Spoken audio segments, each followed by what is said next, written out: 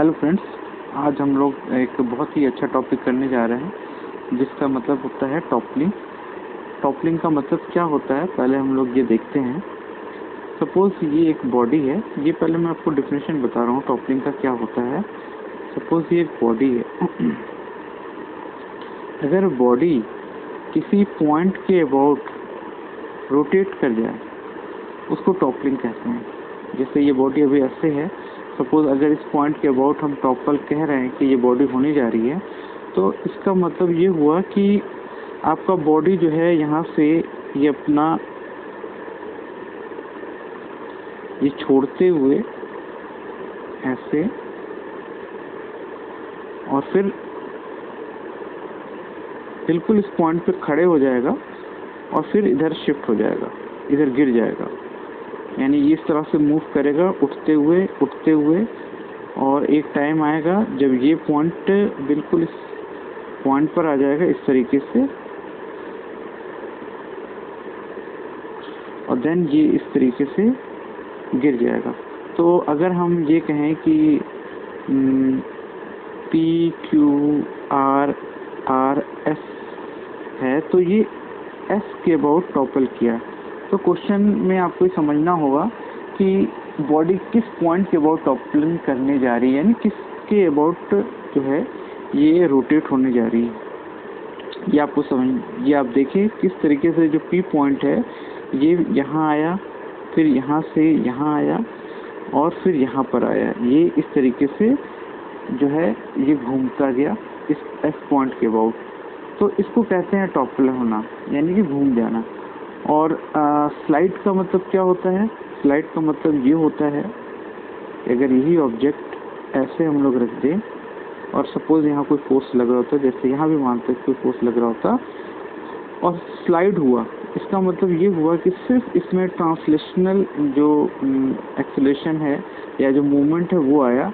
Rotational मतलब किसी point के अबाउट घूमने का टेंडेंसी नहीं क्रिएट हुआ, तो इसको कहेंगे जस्ट स्लाइडिंग, यानी कि नो रोटेटिंग, नो रोटेशन, है ना, और ओनली स्लाइडिंग।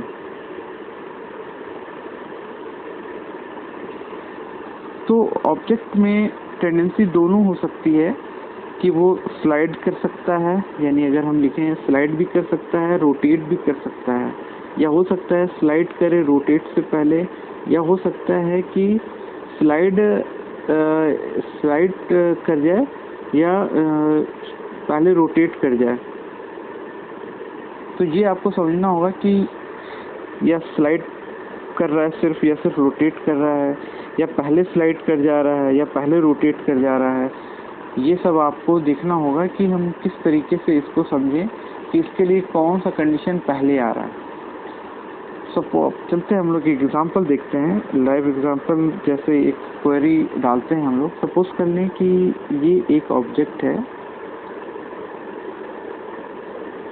और इसकी लंबाई 10 मीटर है और इसकी चौड़ाई 5 मीटर है और इसका वेट आप मान लीजिए कि 100 kg है, 100 kg, और जिसका सेंटर ऑफ मास हो गया, ये सेंटर ऑफ मास आप बिल्कुल मान लीजिए कि 5 और यहाँ से 2.5 बिल्कुल, यानी यूनिफॉर्मली जो एक सेंटर पॉइंट होता है यहाँ पर इसका सेंटर ऑफ मास है।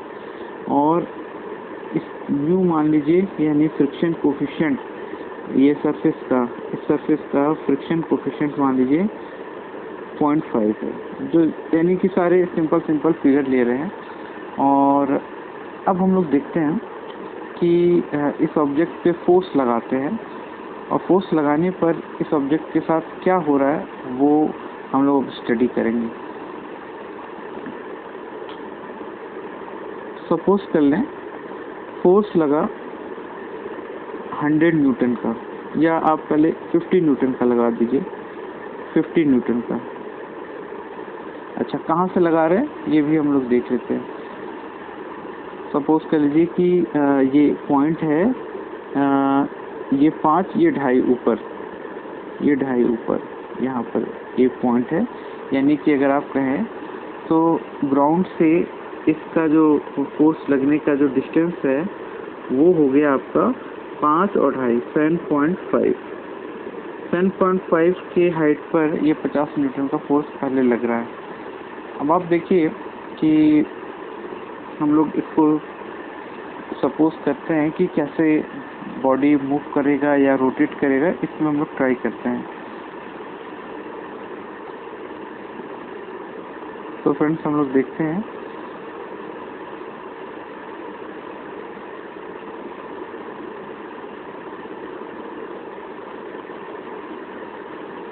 ये आप देखिए, पहले हम लोग निकालते हैं कि फ्रिक्शन फोर्स कितना है, एफएस कितना मैक्सिमम जा सकता है, ये देखते हैं।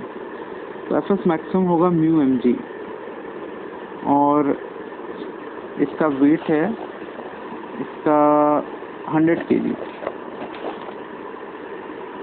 तो आप देखें म्यू का वैल्यू है 0.5 × 100, यानी आप इसको देखें तो ये 50 न्यूटन का मैक्सिमम जो है ये फ्रिक्शन फोर्स हो सकता है। तो अभी मेरा जो फोर्स है वो 50 न्यूटन है। 50 न्यूटन अप्लाइड फोर्स है, फ्रिक्शनल फोर्स भी आपका 50 न्यूटन है। तो स्लाइडिंग का चांस तो नहीं है, क्योंकि आपका जो फोर्स है वो मैक्सिमम फ्रिक्शनल फोर्स के बराबर है, तो स्लाइड तो नहीं होगा। तो अब देखते हैं क्या रोटेट होगा। तो अब ये देखते हैं कि टॉर्क कितना लग रहा है, 50 न्यूटन का टॉर्क कितना होगा। 50 न्यूटन का टॉर्क होगा आपका 7.5 से मल्टीप्लाई कीजिए, 7.5 ये हो गया 5 5 जो 25, 5 7 जो 35, 36, 37 और एक शून्य लगाएंगे तो ये आ गया आपका, ये टॉर्क एक लगा आपका न्यूटन मीटर। ये टॉर्क लग रहा है आपका एंटी क्लॉकवाइज, इस टॉर्क का क्लॉकवाइज डायरेक्शन होगी। तो क्या होगा नॉर्मल केस में, इस टॉर्क को कौन जो है न्यूट्रलाइज करने का प्रयास करेगा। अब आप ये सोचें। तो देखिए हम लोग क्या सोचते हैं कि अगर ये टॉपल, इसका जो टेंडेंसी होगा ये ब्लॉक को टॉपल करने का होगा इस पॉइंट के अबाउट, यानी ब्लॉक अगर कभी ट्राई भी हुआ घूमने का यानी रोटेट करने का तो इस पॉइंट के अबाउट होगा। तो हम लोग सोच लेते हैं कि इस पॉइंट के अबाउट टॉर्क का इक्वेशन लिख देते हैं कि वहाँ इसके साथ क्या हो रहा है। तो ये टॉर्क हो गया 375 न्यूटन मीटर का।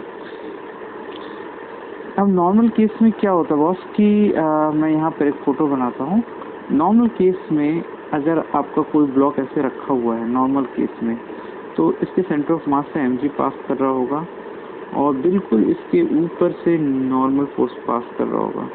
ये आपका अप्लाइड नॉर्मल केस में ये फोर्स हो गया और ये आपका फ्रिक्शनल फोर्स हो गया। हॉरिजॉन्टल को कैंसिल आउट किया और वर्टिकल का कैंसिल आउट किया और ये हो गया। अब हम लोग को देखना क्या है कि ट्रांसलेशन मोशन में इस टॉर्क को कौन न्यूट्रलाइज करेगा, ये जो फोर्स जो टॉर्क जनरेट करेगा उसको कौन न्यूट्रलाइज करेगा।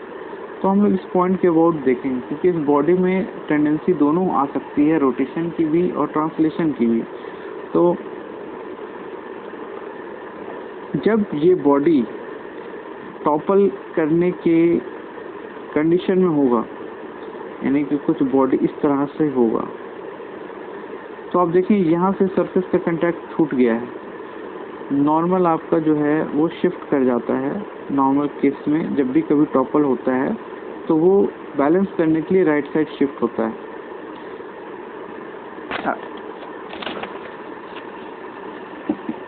तो पहले हमें ये देखना होगा कि नॉर्मल कितना शिफ्ट करेगा राइट साइड। अब आप देखिए मैं इस डायग्राम को यहाँ दिखाता हूँ कि आपका यहाँ पर ये इक्वेशन लग रहा था 375 न्यूटन मीटर लग रहा है और आपका जो mg है वो यहाँ है और आप समझें जो नॉर्मल है आपका ये शिफ्ट कर गया थोड़ा सा, x मान लीजिए यहाँ से, हमें नहीं पता क्या है। ये हम लोग ये ट्राई कर रहे हैं कि क्या ये नॉर्मल राइट साइड शिफ्ट होकर के क्या ब्लॉक की टेंडेंसी को रोक सकता है टॉपल करने के? तो ये हम लोग मान लिए कि एक्स जो है यहाँ से शिफ्ट कर गया इस पॉइंट के अबाउट, क्योंकि अभी ब्लॉक टॉपल किया है कि नहीं किया है, हम मानते हैं ब्लॉक टॉपल नहीं किया है, तो हम लोग इस पॉइंट के अबाउट टॉर्क इक्वेशन लिखते हैं और देखते हैं कि क्या आ रहा है। तो आप देखें, ये mg हो गया, ये आपका नॉर्मल हो गया, ये आपका फ्रिक्शन हो गया जो यहाँ लग रहा है एस, ये आपका फोर्स हो गया, ये फोर्स है जो एस लग रहा था, फोर्स का टॉर्क का वैल्यू 375 था, तो ये तो हो गया आपका 375, ये 375 हो गया फोर्स का, इस फोर्स का टॉर्क हो गया न्यूटन मीटर।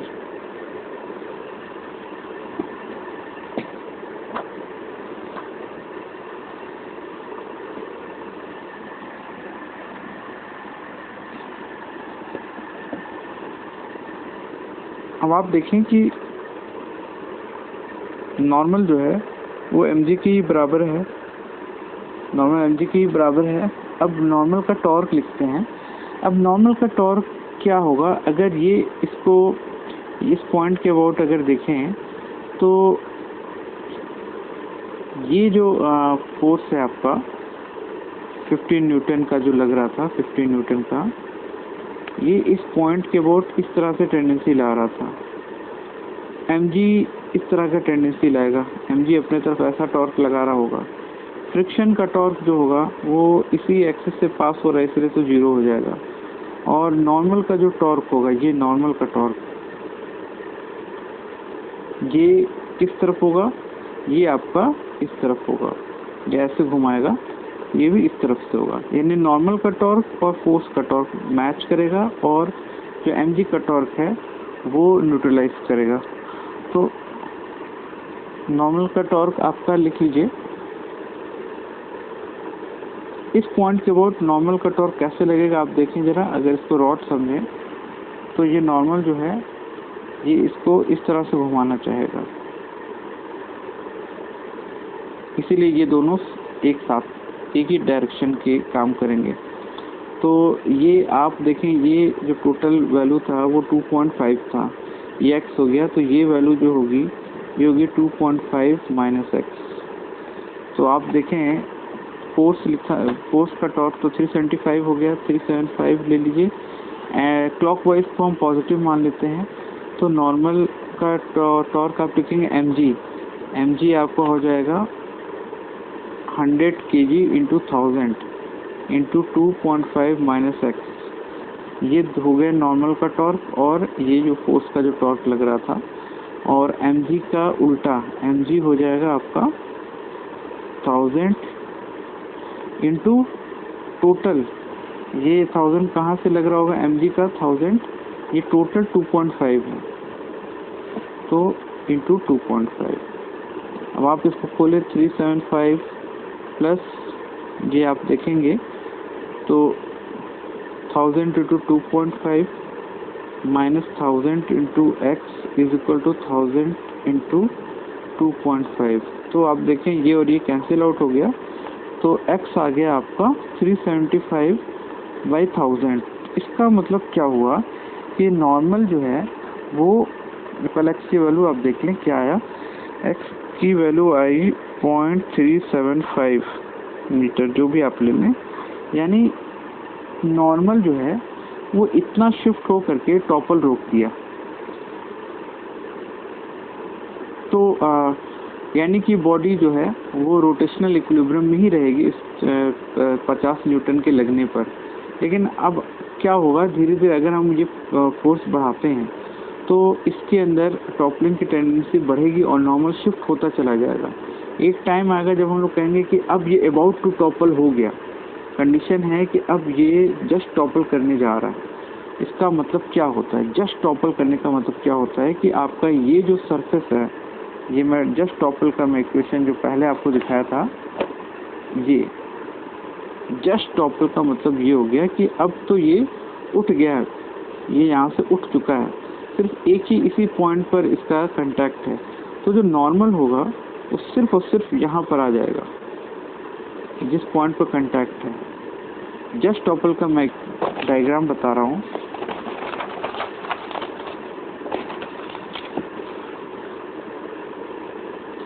जस्ट टॉपल में जो आपकी बॉडी है, अगर ये इस तरह से होती है, जस्ट टॉपल में ये बॉडी थोड़ी सी उठ जाएगी और ये इस तरीके से आ जाएगी और हम मानेंगे जस्ट उठी है, यानी कि ये कंटैक्ट अब नहीं रह सकता इसके साथ, जस्ट उठा है, सिर्फ और सिर्फ इनफाइनेटिसिमल डिस्टेंस है, जस्ट उठा है।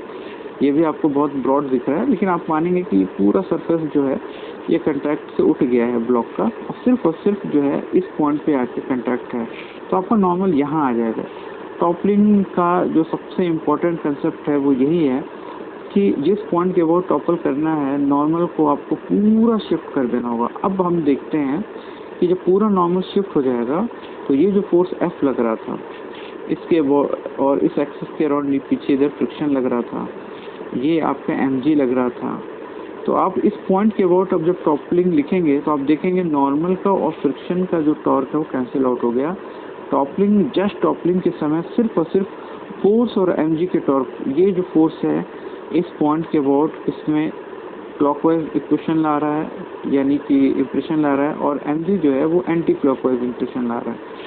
तो अगर सपोज कर लें h हाइट है और ये आपका b विड्थ है, तो और इसका फ्रिक्शन का और नॉर्मल का टॉर्क कैंसिल आउट हो जाएगा, सिर्फ और सिर्फ इसका टॉर्क बचेगा फोर्स इंटू h, और mg जो है बिल्कुल सेंटर ऑफ मास जो है वो बिल्कुल जियोग्राफिकल यूनिफॉर्म बॉडी है, तो मान सकते हैं बिल्कुल जो है वो ये अगर सपोज कैपिटल H होगा टोटल ब्लॉक का हाइट, तो h/2 डिस्टेंस हाइट पर होगा और b/2 विड्थ पर होगा, यहाँ पर होगा। इसीलिए जो mg का जो टॉर्क होगा वो इस एक्सिस से जिस पॉइंट P, इस सपोज कर इस पॉइंट P के अबाउट टॉपल करने जा रहा है, तो ये b/2 डिस्टेंस पर होगा, mg इंटू b/2।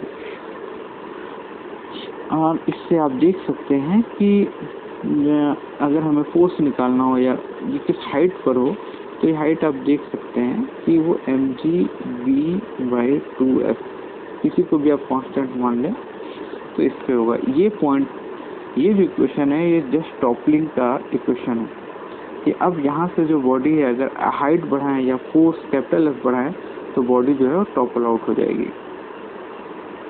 तो फ्रेंड्स कल हम लोग इस टॉपिक को और एक्सटेंड करेंगे। आज के लिए थैंक यू।